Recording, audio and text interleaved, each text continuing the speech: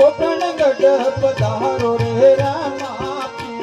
સંકટ ટળે ગજરાજો